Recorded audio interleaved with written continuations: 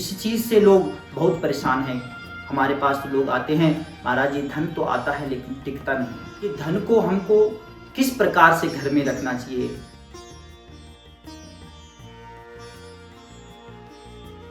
कई लोगों को हम देखते हैं कि किसी भी स्थान पे कोई भी पैसा, चाहे 10 है चाहे 20 है, कोई फ्रिज के ऊपर रख दिया, कोई टेबल पे रख दिया, कोई तकिया के नीचे रख दिया, यानी उसके लिए कोई स्थान नहीं। धन तो हम चाह रहे हैं लेकिन उसके लिए हमने स्थान ही नहीं बनाया है। जब तक हम किसी चीज को स्थान नहीं देंगे तब तक वो हमारे पास कैसे ठहरेगी, कैसे रुकेगी। स्थान भी उसको वास्तु के अनुसार, ज्योतिष के अनुसार देखना चाहिए। लक्ष्मी के लिए, धन को रखने के लिए जो भी हमारे पास स्वर्ण है या कोई भी मुद्राएं हैं, तो उसके लिए सबसे उचित जो दिशा है वो उत्तर दिशा है। सारे घर में जो आपका जो उत्तर की तरफ का जो रूम है, जो कमरा है, उस कमरे की जो दक्षिण दीवार है, दक्षिण दीवार में वहाँ कोई भी अलमारी हो या कोई भी स्थान हो जिसका मुख उत्तर की तरफ खुलता हो, वहाँ पे लक्ष्मी जी के लिए बहुत ही उत्तम स्थान बताया गया।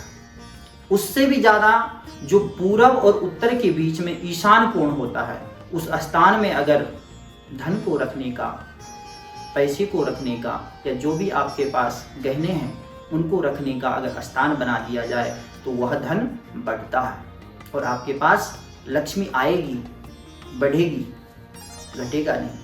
लेकिन जो अन्य स्थान है जैसे पूरब और दक्षिण के बीच में, जिसको हम अग्निय कोण कहते हैं, अगर हमने वहाँ पे धन रखा है, पैसा रखा है तो वह घटेगा। या अन्य दिशाओं में जहाँ भी रखो तो उतना फलदायी नहीं होता है, या तो धन स्थिर रहेगा या तो घटेगा। लेकिन अगर आप इन दो जगहों पे रखते हैं तो आपका धन बढ़ेगा। तो इस प्रकार से हमें धन को अच्छी तरह से रखना चाहिए, उसके लिए स्थान बनाना चाहिए, तभी आपके घर में लक्ष्मी आएगी, तभी आपके घर में लक्ष्मी टिकेगी। प्रथम उसके लिए स्थान बनाओ, दिशा नियुक्त करो, सही दिशा। तीसरी बात है कि हमारे शास्त्र ही बताते हैं, बाबा तुलसी जी ने भी लिखा है, सोधन धन्य प्रथम गति जाकी, धन्य पुण्य रति मति सोहि पाकी, धन्य घरी जब होई सतसंगा, धन्य जन्म द्विज भगति अभंगा। धन की 3 गतियां बताई गई है। प्रथम गति जो है धन की, वो है दान। यानी हमारे पास 100 रुपये है तो अगर हमने उसमें से 10 रुपया अगर हमने दान कर दिया, किसी को परोपकार में लगा दिया, किसी की भलाई में लगा दिया, दूसरों की भलाई में, तो वहाँ जो धन हमारे पास जो बचता है, यानी 90 रुपये जो बचता है वो शुद्ध हो जाता है। यानी धन की शुद्धि किससे है? दान से है। और मन की शुद्धि ध्यान से है, और शरीर की शुद्धि स्नान से है। तो इसी प्रकार से धन को भी शुद्ध करना पड़ता है। और शुद्ध कब होता है? जब हम कुछ पैसा दान में लगा देते हैं, परोपकार में लगा देते हैं, दूसरों की भलाई में लगा देते हैं, तो वह धन शुद्ध हो जाता है।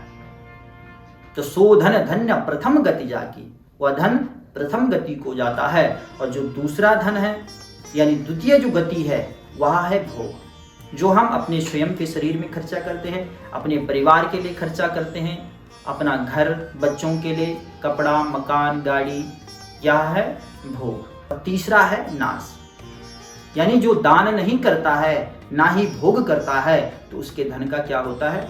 नाश होता है। यानी इंसान चला जाएगा इस दुनिया से, उसका धन वहीं का वहीं रह जाएगा, या तो उसका धन हॉस्पिटलों में लग जाएगा, या तो चोरी हो जाएगा। लेकिन धन कभी ऐसे नहीं रखना चाहिए। धन को खर्चा भी करना है और दान भी देना है और बचाना भी है।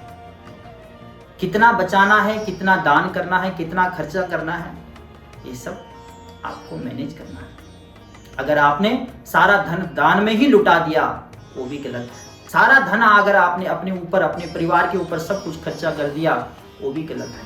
और सारा का सारा धन अगर आपने बचा कर ही रखा है तो वो भी सब व्यर्थ है। आज के लिए इतना ही, फिर मिलते हैं। धन्यवाद। कल फिर इसी प्रकार की जो धार्मिक वीडियो हैं, आपको कल फिर से आपके सामने प्रस्तुत की जाएगी। आप इस चैनल को सब्सक्राइब करें, लाइक करें। धन्यवाद। जय श्री राम।